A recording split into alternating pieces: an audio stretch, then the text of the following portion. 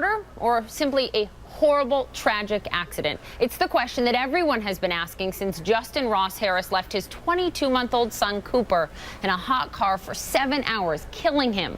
This afternoon, prosecutors will try to persuade a judge that Harris should stand trial on charges of murder and second-degree child cruelty. His defense attorney will likely argue that this was neglect, not murder, that Harris tragically forgot to drop his son off at daycare. Let's bring in our Victor Blackwell. He is at the courthouse in Atlanta, right outside there. Also, Pate is a criminal defense attorney. Good morning to you both. Victor, let me start with you. So he's charged with murder, but we don't have a lot of details yet. We're going to get many more of them today. Why do prosecutors think they have such a good case against him? Well, I can tell you that the chief of police here in Cobb County says that there is both testimonial evidence and physical evidence that shows that this was more than just simple negligence by leaving this 22-month-old boy in this hot SUV for more than 7 hours.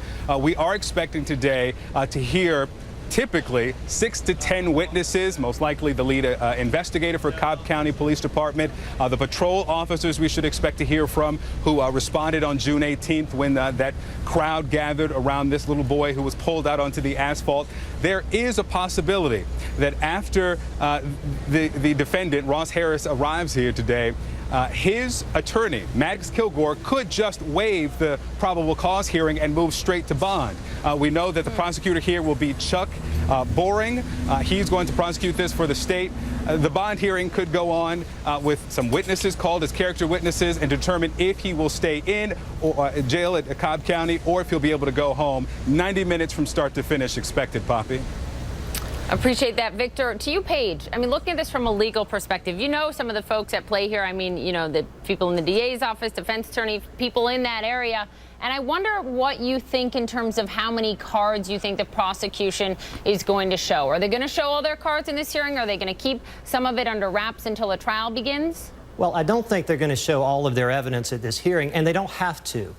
In Cobb County, as in most Georgia courts, all the state has to do at this hearing is present just enough evidence to convince the judge that there's probable cause to hold Mr. Harris on these charges and to bind it over to the grand jury. So it would be very unusual for them to put on a lot of witnesses and a lot of evidence because the burden that they have to meet here is so low.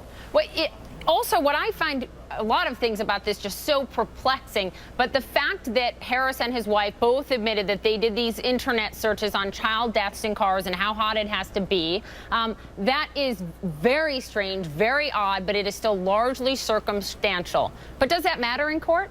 Well, circumstantial evidence is basically the same as direct evidence for purposes of a courtroom, so it does matter. But again, I think we need to know the full context of what Mr. Harris said during his interrogation with law enforcement. All we know now is just that snippet. Did he respond to some question that was leading? We don't know any of that. Some of that I do expect will come out today. Two things here that just are so striking. First of all, that it's been revealed that both Harris and his son went for breakfast a half-mile away from where his work was. A half-mile, that's all he had to drive. So isn't it a very tough hurdle for him in the courtroom? You know, all the evidence is going to have to come out, but that fact, and also the fact that he apparently left his workplace, came out to the car in the afternoon sometime during lunch break, put something in the front seat, then went back into the office. What's your take, Paige? Well, I don't think there's any doubt that the state's going to be able to show probable cause to hold him on both the child cruelty charge and the felony murder charge. So I don't think the defense expects to win this hearing, and I certainly don't think that they will. That is enough evidence, what you just said and what we know, to hold him at least as far as the probable cause hearing is concerned. To you, Victor, what are people around you that you're talking to saying in terms of whether they think that that he's going to at least walk out of jail on bond until this trial? You know, I just had a conversation with a woman who identifies herself as a mommy blogger. She walked up to the courtroom door just at 9 o'clock, waiting the 4 hours to hopefully get a seat inside. She writes for a group called Marietta Moms, and she asked me, well, what do you think? And I said, I'm here to find out. She said, I just don't know. I mean, as a mother, she can't fathom leaving a child in a car, but when you entered some of the different variables here, that it was a rear-facing seat. Maybe he typically doesn't see the top of the kid's head, so it looks the same whether he's there or not. Was there something else going on that day? Just don't know, Pate. Yeah, and you know, Justin Ross Harris, the father, saying this was a tragic, tragic accident. Still a lot ahead in this trial, and today in the courtroom, starting about 1:30 Eastern time, we'll update you through the day here, of course, on CNN. Victor Blackwell for us and Paige Pate. Thank you both. Thank you. Still to come.